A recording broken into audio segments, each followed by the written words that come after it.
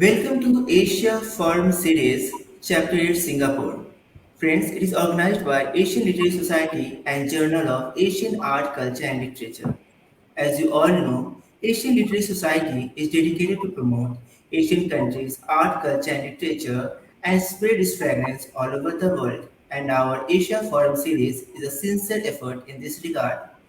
Dear friends, today's session is dedicated to Singapore, and our moderator is Alka Balain, a regular contributor to Asian Literary Society. So, without any further delay, I would like to introduce Alka Balain. Mrs. Alka Balain Hi. is in love with words and colors. She has been writing poetry for the last 3 years. She also loves to paint to give expression to the creative layers within. She had a short stint in the corporate world and had been an educator as well. A mother of two grown up children, presently she resides in Singapore. Alka has received recognition from Asian Literary Society, and one of her short story and poem has recently been published in the anthology by them.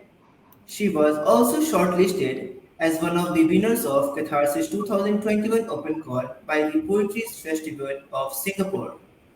So I would humbly request Alkaji to kindly introduce our esteemed guest for today's session. Thank you, Manoj, for the kind intro.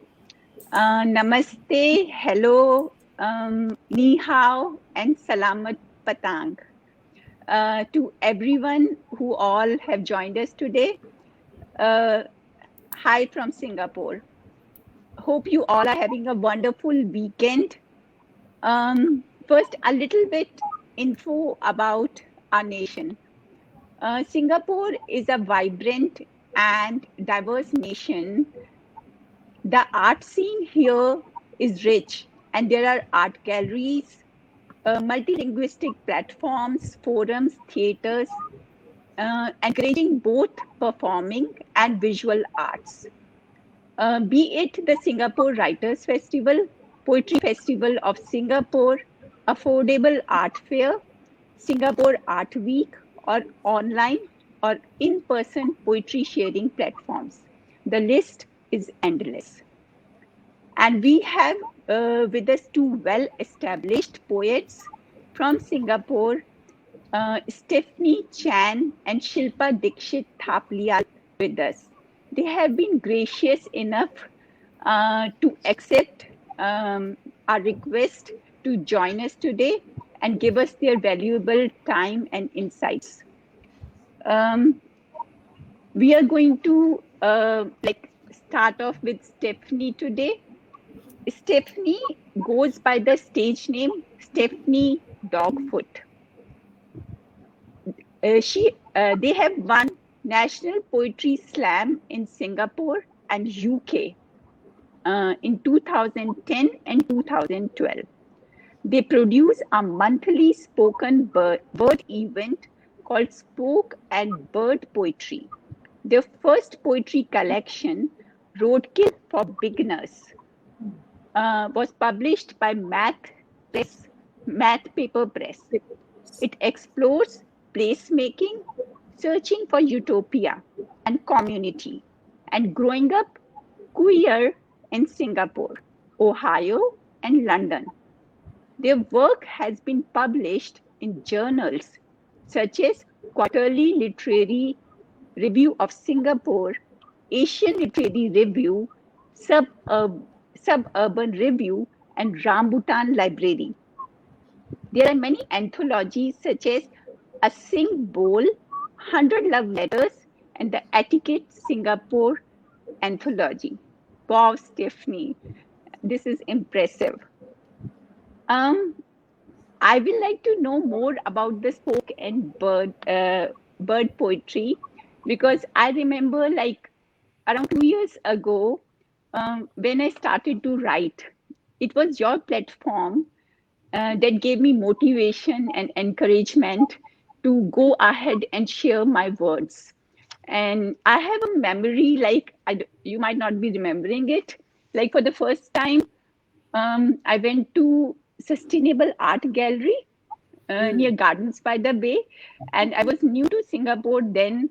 I kept on venturing, trying to figure out where the place is. Um, like I didn't come by taxi.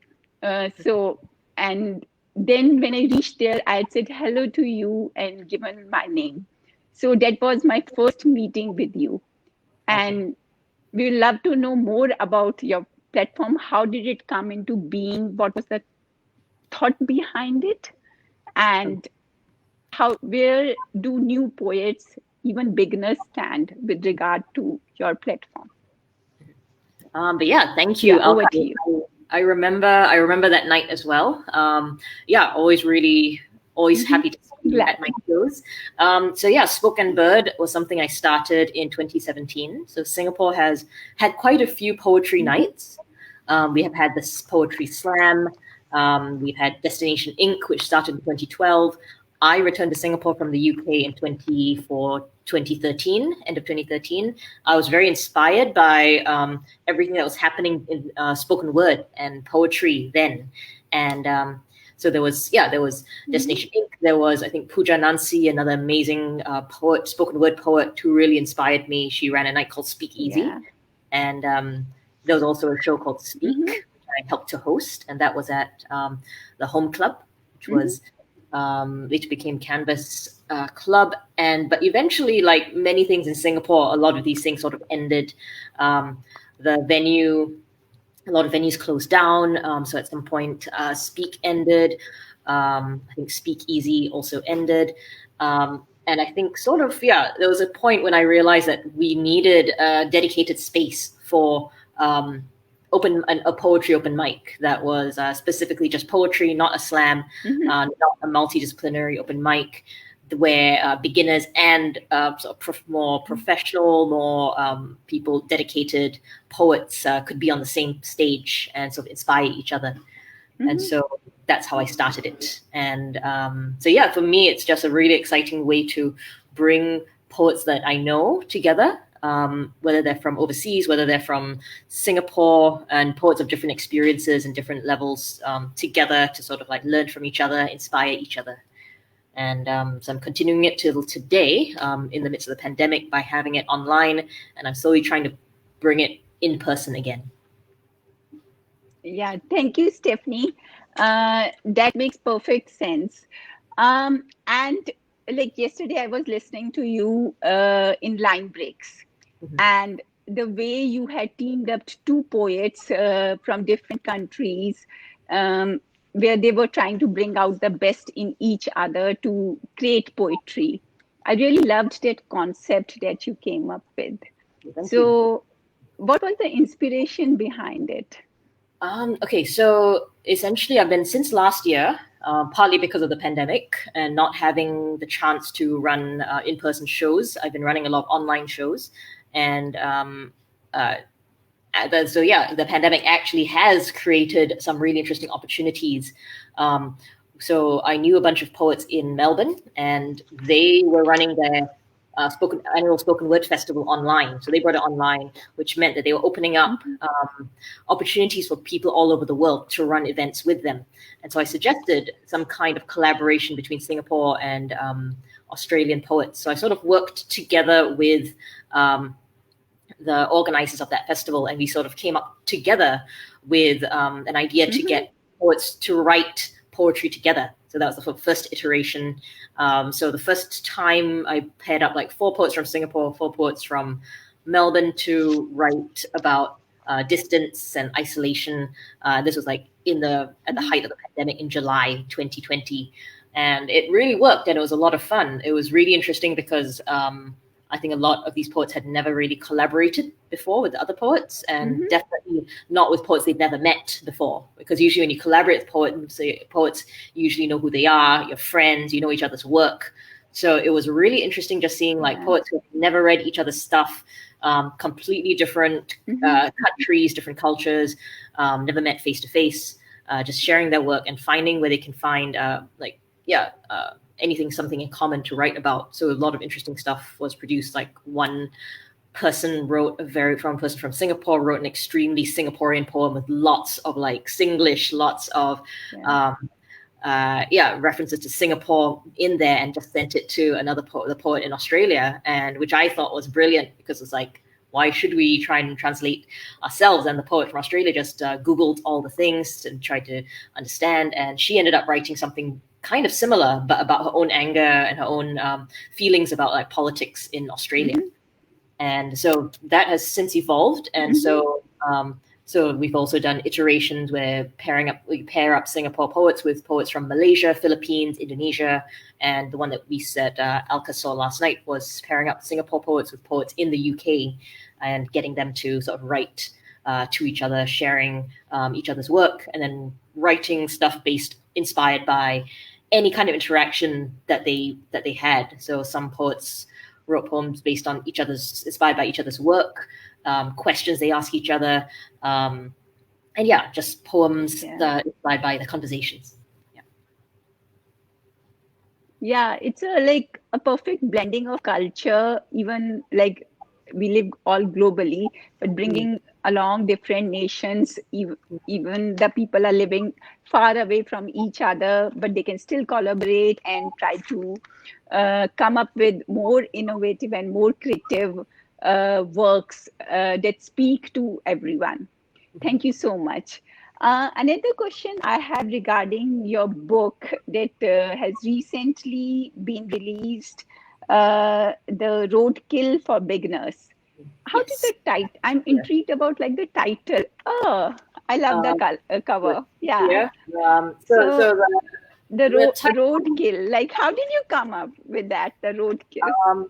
So it's inspired by the time that I was on a cycling trip with a friend, and at some point he found a dead rabbit on the road, and he had the idea to eat it too. And so we had a camping stove, and we cooked it, and it tasted good. It was something I would not have thought to do on my own. I guess I learned from that thing of like, leaving your comfort zone, making the most out of what you have. And I wanted to write a poem about that experience and make it like the title piece of the book. But in the end, I didn't write it, but I thought the title was too good to not use. And so it's sort of, I guess, a metaphor for just finding myself in weird situations and making the most of them, and like learning stuff from these weird experiences. I don't think anyone would have guessed the reason why, the reason behind that title. A road trip with habits. Amazing. That every experience teaches us something, and there is something to learn from whatever we encounter in life. Steph, is your book available in India? Do the viewers in India, can they order your book? I believe so. I believe they can order from Math Paper Press, or they can order, I think the website is booksactually.com. So it's a local bookshop which has their own publishing arm, booksactually.com, and they have a website where they do international orders all the time. Okay, thank you, Steph. We love to hear a few poems from you. Go ahead, please. It's over to you. All yours. All right. I'll read this one about my mother. I'll read maybe just two. Should I read two poems? Okay. So here's one about my mother. So it's called To Allow Room for Mine to Grow. She says, please don't end up like me. And because I am the daughter she thinks is still a teenager, all I can do is disagree and say, sorry, it's too late. Because she keeps her ego shrink-wrapped in a box of combustible cat hair to allow room for mine to grow. She keeps her passion where her mind is, where she can't ever lose it, to justify anything her heart tells her to. Because at our house, there's always baby rabbits being born at 6 in the evening, 8 p.m. straight cat feeding, 11 p.m. last-minute algebra tutoring, 2 a.m. nightmare trauma counseling, 4 a.m. newborn kitten feeding, and of course, at 6 in the morning, 3 children needing freshly squeezed orange juice. She taught me how to use my middle finger to its fullest potential. Monday, rush hour 1995, late again for school. Rule number 1, make sure the asshole sees you. Rule number 2, slam on the accelerator so he can't get to you. She was never one for holding anything in. Her tongue is a matchstick and I am a tinderbox. She strikes once and I combust. She whispers and I turn to jelly. She shouts, I turn to stone. I feel her hand on my back and remember. I feel her hand on my back and turn human again.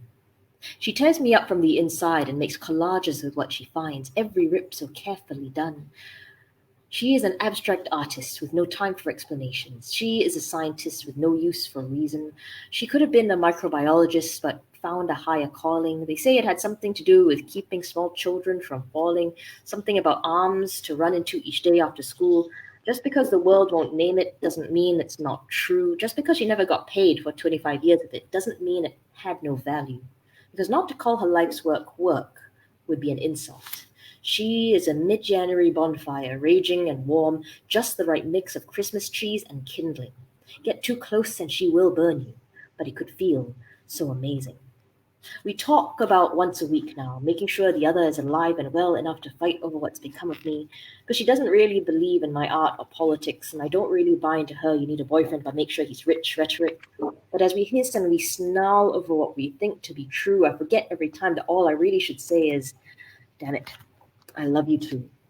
Because when she says, never be like me, she means she gave it all up so you'd have someone to come home to. When she says, never be like me, she means she gave it all up so you wouldn't have to. So I don't plan on growing up to be like her because she is unplanned, more like a glorious clash of knowledge and devotion, a mix of complex chemicals to create an explosion that can only be called magical. So I don't plan on growing up to be like her.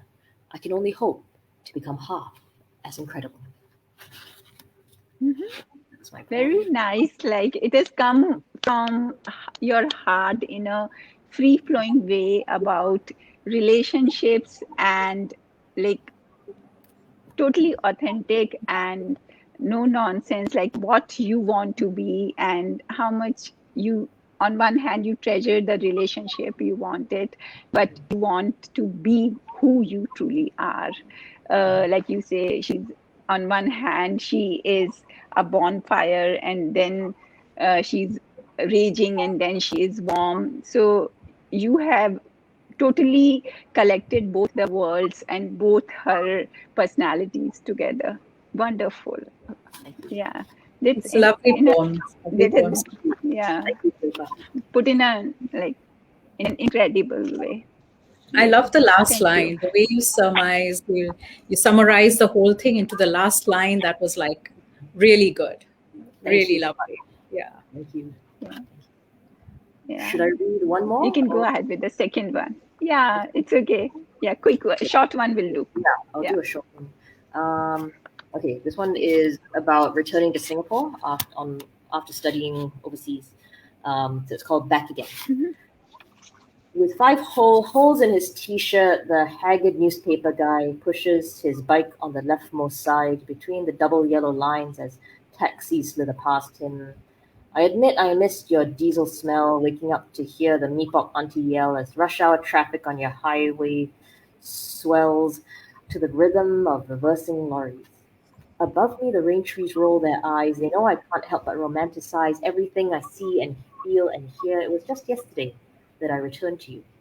And I admit I liked that stranglehold outside the Changi airport cold, how your sticky arms never seemed to let go, as if you've always known how I just really want to cuddle. I want to lie in bed and breathe you in. Hope you won't mind my faded skin from all those months spent snowed in, all those months spent trying to blend in. You know I was only compensating, living so far away. But will you take me back for what I've become? Taste of English strangers still on my tongue, smell of American spirit tobacco still stuck to all my clothes. I want to lie naked in your field of vision marked state land, expose myself to the ants and pigeons and the policemen who will quickly pull me away while you sit and watch and say, why do you have to be so weird? I told you this would happen. And I'll say it's a direct action / performance art experiment. I saw it in Berlin. I want to climb all of your mango trees, take grassroots polls from the citizen monkeys about the recent state of traffic jams along the BKE and how it's affecting their work-life balance.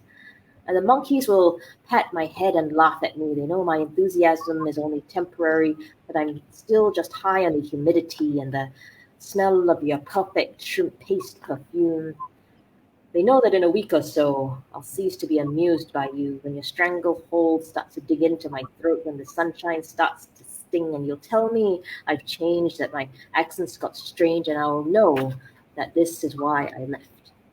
But for now, when your East Coast coconut palm does that thing with its fingers on the back of the setting sun, the wires get crossed and all memory gets lost, and all I can do is watch their shapes entwine and pull me all the way back in. Yeah, that's a wonderful poem with a Singaporean touch. When we move back to Singapore from another land, how what difference we encounter and how we get back into the groove and rhythm again. Thank you, Stephanie, so much. We are going to move on to Shilpa. Welcome to the show, Shilpa, although you have already been welcomed. Thank you. And Shilpa Dixit Thapliyal is a bilingual poet. She is a Pushcart nominee for 2021 and author of poetry collections Between Sips of Masala Chai and Chimes of the Soul. Her poems have been featured in quarterly literary review Singapore of Zoos, Atelier of Healing, Revista Temporales, From Whispers to Roars, Unmasked Reflections During Virus Times, Essing Bowl, Anima Methodi, Poetics of Mirroring, Taj Mahal Review, Short Class Journal, We Are a Website, Poetry on Platform. Oh, that's like too many magazines, and that's remarkable. And it covers basically Singapore, US, and okay. Some of her poems written in Hindi have been translated into Spanish. She is actively involved with Poetry Festival of Singapore and has read her poems in Malaysia, Kala Ghoda Arts Festival, Mumbai, Poetry on the Move 21 Canberra, and Homeward Enterphone Festival, USA. That's an enviable bio, Shilpa. Thank So, you. Thank you, Alka. yeah. What was your reaction when you got nominated for the Pushcart Prize? I literally couldn't believe it. I had to Google and to see what the Pushcart Prize nomination meant, and then basically it is a prize where the journals in USA. I mean, they can choose their best poems and then they can put it up for nomination. Mm-hmm. So I was very surprised that the journal. So it's a ghazal which I had written, which is also a part of my poetry collection, Between Sips of Masala Chai. Ghazal. It's a ghazal, English ghazal on Oh, lovely. yeah. I can read that, and so that got nominated. So of course it was really very heartening, very encouraging for me to proceed Yeah. on my writing journey. Yeah. Yeah. Yeah, like what started you on your poetic journey? Have you always been into writing since childhood? No, not really. Actually, not at all. I only recited poetry when I was young, amongst other things, and so the turn came around 2008 or 2009. I had an episode of Bell's palsy, which kind of like, it leaves your face twisted. Mm-hmm. And then followed by the sudden passing away of my dad, who I was very close to. And I think the whole turmoil kind of like brought out poetry. And the first poem which I wrote was in 2009, the year my dad passed away. And then I self-published my initial collections, which were just, totally raw, unedited poems. I wouldn't, and that was called The Chimes of the Soul, which I kind of self-published in Singapore because I had no inkling of the poetry scene at all in Singapore. And I just did it because my family said, just do it for your friends and, relatives. And that's what I did. So it was a very small edition, which I took out. Mm-hmm. But then that process kind of like was so liberating and it was so satisfying. It was so therapeutic that there was no way I could not go ahead with that. And so I actually Googled, online to find similar poetry groups in Singapore. because within my circle, I had no connection. I did not know anybody who was writing poetry. So to find people, of the same tribe or the same interest, I had to Google, and I found Singpo Remo, which is the Singapore Poetry Writing Month. That time, I think this was in 2015, and we were just 500 people on that, 400 actually. And so this is it's a Facebook group. It's an amazing Facebook group, which has grown up to 6,000 members now. And every April, we have these mods, senior mods, and then of course, junior mods. And they kind of like give you a prompt every day for the entire month of April. And every day you are supposed to write your poetic response to that prompt. And you get valuable feedback, and you get very good encouragement, and of course you have to have a lot of thick skin to take the feedback. I mean, because you're putting your work out there, but you have to know that everyone means well, everyone has good interest, because if you want to be on a journey, you should be able to take feedback. And I really was able to make a lot of headway into my writing, thanks to Singpo Remo. Actually, the ghazal which got nominated for Pushcart was in response to a prompt by Alvin Pang. So I wrote that ghazal for Singpo Remo, and then I had submitted it to the journal. It got accepted, and then it got nominated and everything. So yeah, I mean, and so that's how. And then I did some word forward with the Dr. Chris Muni Singh, because I studied at LaSalle College. I did poetry modules there. And so many things, and then now I'm involved with Poetry Festival Singapore, where we have events every year in the month of July. And I also do workshops for schools. So, yeah. And I'm also a part of the Indian Women's Association, where we have, I kind of like try and encourage and give back to the Indian community. My little way of encouraging women, right. Yeah. To add, I'm also a part of Indian Women's Association, and it has helped remarkably in my growth. Yeah. So I'm glad, Shilpa, you morphed into something positive from your suffering, because either we can break down in the wake of suffering we encounter in life, or we emerge stronger and more determined out of it. And you carved a path for yourself when, to begin with, there was none. And you started channeling your emotions, your feelings into words. So that's something positive that came out of it. And I'm glad to see that you are doing well. Thank you. So we love to hear something from you, Ghazal. And the title is really interesting and lovely. So please go ahead. So I had thought of reading some different poems, but then because we are talking about the ghazal and everything, so this is my book. It's called Between Sips of Masala Chai. Yes. And the ghazal is from here. The viewers from, India. Viewers from India can also order it? Yes. It's available on Flipkart in India. And so it's available on Flipkart, and of course in Singapore through the Kitab store or Kinokuniya. They do shipping overseas. So you can, So good to know that. Yeah. Basically, I'll start with a ghazal. It's called the Lunar Guzzle. It's me having conversation with the moon, And so it's a variation of the ghazal. It's not a typical, but it's a variation. But it's, I watch your arcs bloom as a Romeo swoons, then lie curled in oblivion, a new moon. How do you maneuver ivory and ebony, then paler cheek with rise of the blood moon? Do you chant hymns in sheets of nadir, or the lark conjures your orbits, dear supermoon? You lure Adam's ale into false territory. Lips miss the sip in your hands, restless moon. I trace your scars in fields of solitude, glue my cracked bits into porcelain white as the moon. Ungainly and raw, I whisper my prayer.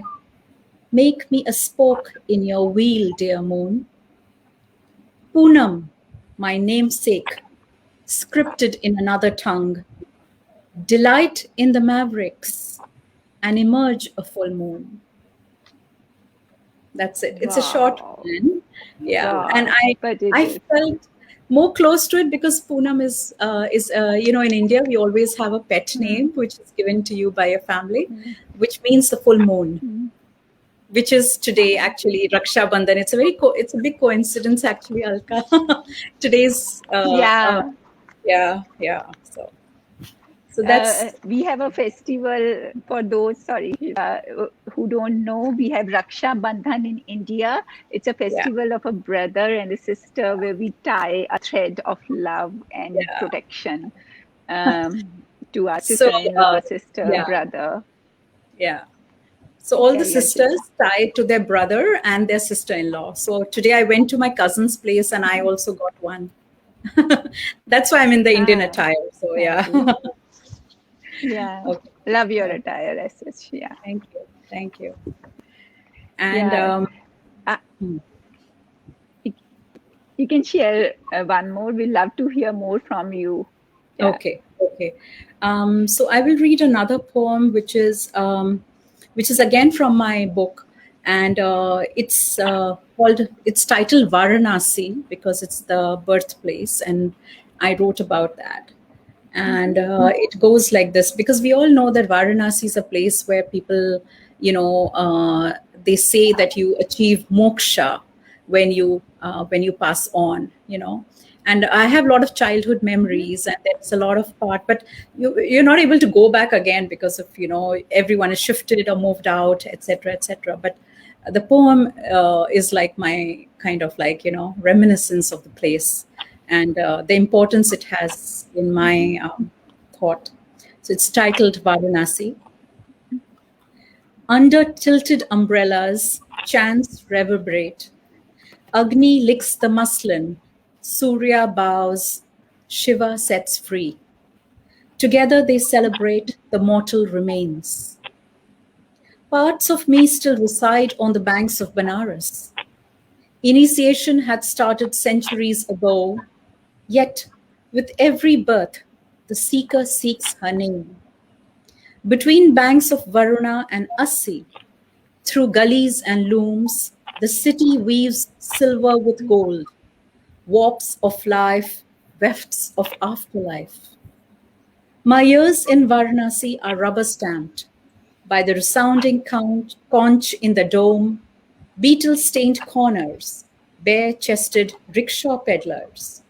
The glass bangles, brocade motifs have trespassed into my adulthood. Meanwhile, the wheel of dharma turns. Every hymn along the Ganga blesses the departed soul. Moksha is gained on the ghat steps of Manikarnika. Thank you. Lovely, Shilpa. Like I could literally visualize Varanasi and what all goes on the ghat. It is such a pious poem Yeah. that resonates deep down within. Thank Manoj you. had Thank signed you us. so much. Yeah. Yeah. Thank you, Shilpa. Thank you for sharing with us. Thank you. Yeah. We are almost drawing to a close, and it has been good for Stephanie and Shilpa to join us. Yeah, Thank Manoj. you. Okay. Well, thank you so much. First of all, I'd like to, extend my heartfelt gratitude to our esteemed guests, Stephanie and Shilpa. I actually enjoyed your ghazal and poems very much. They were on the diverse topics, but they were very interesting one, I should say. Special thanks to Alka Balain for moderating today's session. I know that not only you have this moderated session, but also you worked a lot for bringing these eminent writers on our panel. Thank you so much for that. I would also like Thank you. to thank our audience for supporting us. I see a lot of comment from them. So Thanks again to all of you. The recording of this session will be uploaded on our official YouTube channel soon. Thanks again to all of you for your presence and participation. Any last word, Alka, you want to say before we end this broadcast? Yeah, like I'm really thankful to what the work Asian Literary Society is doing to promote poets and writing and both the performing and other arts. And if I'm thankful to Shilpa and Stephanie, and if anybody is interested in following them on Facebook, they both are there. And in case you cannot find them, you can reach out to me. And thank you, Manoj, and thank you to all the viewers who took their time out and joined us today. Hope to continue with the interactions and this positive engagement in the long run as well. Thank you so much, Thank you so Manoj, much to all Shilpa, of Thank, you. Stephanie, and thank all you the for viewers. having us. Thank you. Thank you for having us.